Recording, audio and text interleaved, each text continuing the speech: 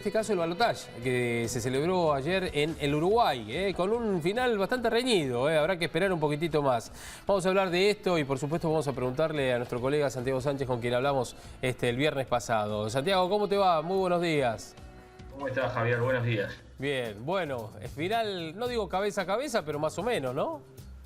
Sí, de hecho tenemos una situación extraña y por lo menos de lo que yo tengo memoria inédita, que es que tenemos un candidato que le sacó apenas 28.500 votos al otro y además restan por contar 35.000 votos. Ajá. Por lo que hay que decir que si bien el nacionalista Lacalle Pou era y sigue siendo el favorito porque estaba a 28.500 votos de quedarse con la presidencia, todavía no está acabada la situación.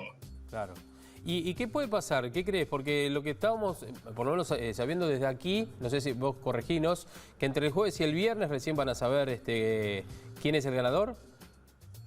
En verdad sí, a ver, es muy difícil que los votos observados, que son los que quedan por contar, permitan saldar esa diferencia a favor de Martínez, porque tendría que darse una tendencia en los votos observados que no se dio en todo el resto de la jornada con los demás votos, aunque es cierto que son un tipo de votante diferente porque en realidad estos votos observados están compuestos por las personas que están en los circuitos y los funcionarios públicos que estaban en las mesas de votación. Lo que resulta generalmente es que la Corte Electoral hace dos conteos, uno primario, que es el que se hizo ayer, y después se hace un conteo final con los funcionarios de la Corte, que es el que da los resultados finales. Después de eso se hace la proclama. Pero lo que ocurrió ayer es que la diferencia fue tan pequeña que la Corte anunció que no iba a anunciar el candidato. Ajá. ¿Y por qué puede pasar esto, crees vos? El tema del conteo, bueno, eso lo que pasa es que nadie creo que esperaba que la diferencia entre un candidato y otro fuera tan pequeña. De hecho, ayer cuando empezaron a aparecer las bocas de urna, habían algunas que decían, algunas encuestadoras que incluso daban a Martínez arriba de Lacalle Pou, pero siempre la diferencia era de un punto porcentual. Ajá. ¿Cómo queda el Congreso, las cámaras allí? Porque en el balotaje no se define, el Congreso ya se definió en la primera vuelta, digamos, ¿no? ¿Cómo queda el color político del Congreso allí en el Uruguay?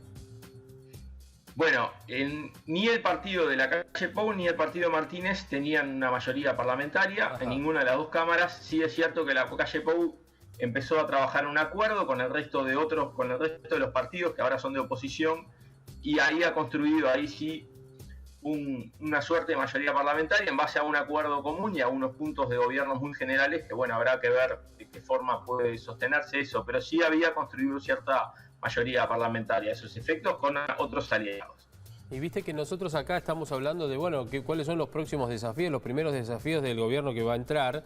¿Cuáles serán los próximos desafíos del gobierno que ingrese? Hasta ahora, bueno, todo indica que sería el Partido Nacional, pero digamos, si no importa quién fuera, ¿cuál es el desafío de Uruguay con un nuevo gobierno? ¿Cuáles son los temas a solucionar, digamos, en lo inmediato?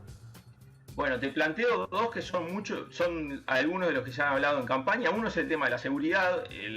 Los índices de homicidio en Uruguay han crecido en los últimos años. Creo que en este año va a tener una leve baja respecto a 2018, pero 2018 fue un año récord hablando de homicidios. Y otro tema es el déficit fiscal del país, que está cerca de 5 puntos porcentuales, que también es una cifra inédita, y bueno, y sea cual sea el gobierno, ambos candidatos se han planteado la necesidad de reducirlo con diferentes mecanismos cada uno.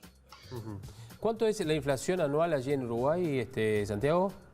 No tengo el dato fresco, pero no llega a ser un 10%, debe ser entre un 7 y un 8%. Un 8%. ¿Están conformes con esa inflación? ¿Viene en descenso, no, en los últimos años?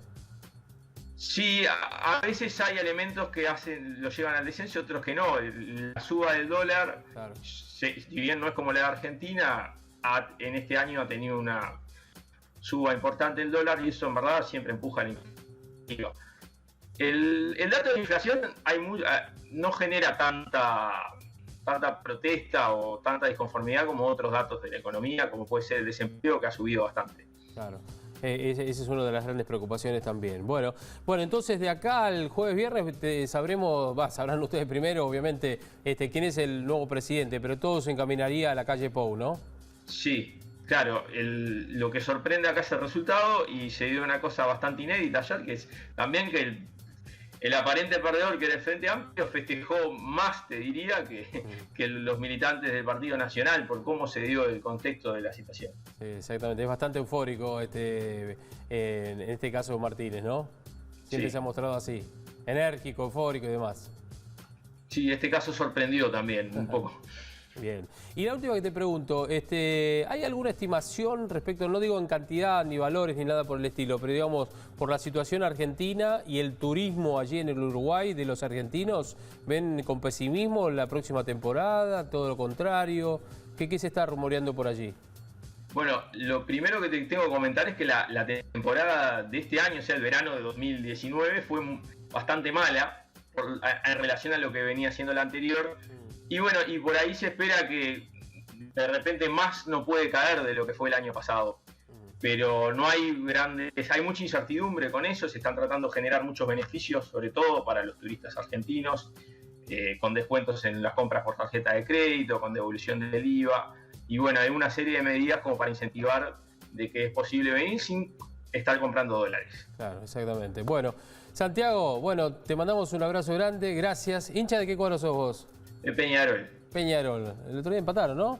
Ganamos. Ganaron ustedes. Le ganaron ustedes al Clásico a Nacional, cierto, tenés razón. No, el Clásico fue un empate y por eso, el empate. fue un partido con Fénix y pasamos en la tabla, en la clausura y en la tabla anual, que era un poco el desafío que teníamos. Están contentos, ¿no? Sí. Bueno, Santiago, te mando un abrazo grande, ¿eh?